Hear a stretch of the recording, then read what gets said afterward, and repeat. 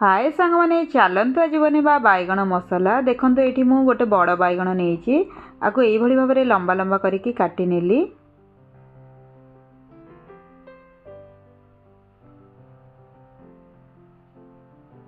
देखो आम बैगण कटा सरला। एबे चलतु एथिरे आमे हलदी गुंड,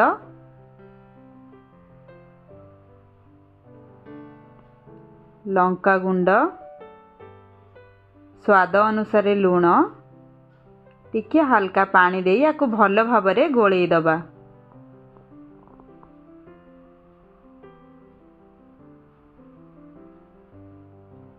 देखो भल भाव गोलई सारे। एबे चलतु गैस ऑन करवा। गोटे पैन रे आमे रिफाइन ऑयल नबा। आपण चाहिए सोरिष तेल मध्य नहीं पारिबे। देखो तेल गरम हो आसलानी। एबे चलतु बैगण को फ्राई करी नबा।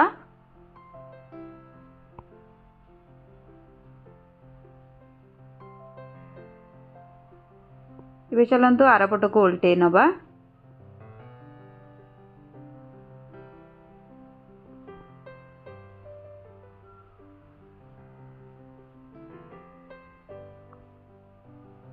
देखो फ्राई हो सारा। एबे चलतु गोटे प्लेट को बाहर करदबा बैगण को। एबे चलतु गोटे आलू को यही भाव में लंबा लंबा करी काटी नबा। सही जो बैगण गोलैकी रखिते से आलू को गोलैकी आमे चलतु पैन रे फ्राई करी नबा।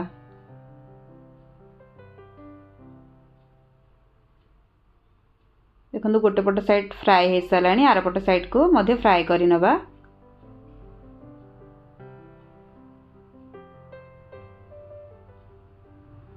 सबुगुड़िक फ्राई हो सारा। एबे चलतु प्लेट को बाहर करी नबा। एबे चलतु गोटे टमाटो को ग्राइंड करदबा। देखो ग्राइंड हो सारा।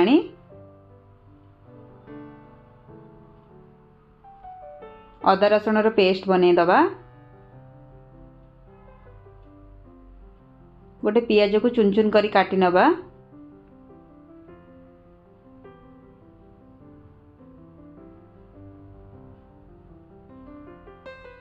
एबे चलतु सही पैन रे आमे रिफाइन ऑयल नबा। तेल गरम हो सारा। जीरा एथरे ऐड करवा। दालचीनी ऐड करवा। जो काटिक रखिते पियाज ऐड करी आपको भल भाव फ्राई करी नबा। देखो टिके फ्राई हो सारा। एबे चलतु जो अदा रसुण पेस्ट बनै एथरे ऐड करवा। आपको भल भाव फ्राई करदबा। टमाटो जो बाटिकी रखिते एथरे ऐड करदबा।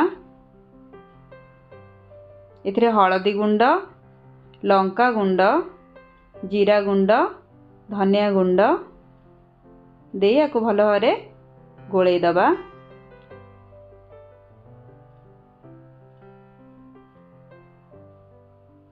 एबे चलतु टिके हल्का पानी दबा। पुणी आपको भल भाव मिसई दबा। एबे किछि समय कवर करी सिझिबा को छाड़ी दबा। चलतु कवर बाहर करवा। देखो तेल ऊपर को देखा गलानी। एबे चलतु एथिरे आमे गरम पानी ऐड करवा। फुटी आसिलानी। स्वाद अनुसार लुण एथिरे ऐड करवा। जो बैगण फ्राई कर रखिते एथिरे ऐड करदबा। आलू को मध्य ऐड करदबा।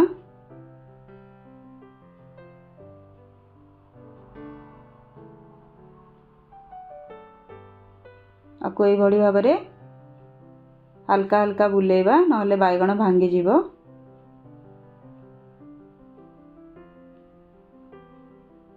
चलतु एबे गरम मसला एथरे ऐड करवा। केते सुंदर भाव में प्रस्तुत हो जाए आमर बैगण मसला। गोटे सर्विंग प्लेट को आपको बाहर करी नबा। आपण माने एही भली भाव में घरे प्रस्तुत करंतु। केमती लागिला मो वीडियो कमेंट करके जणेबे। आपण याको भात किंबा रुटी सहित खाइबे बहुत बढ़िया लगे खाइबा पई। एबे चलंतु एथरे लास्ट रे आमे जो काटिकी रखिथिले धनिया पत्र ऐड करी दबा।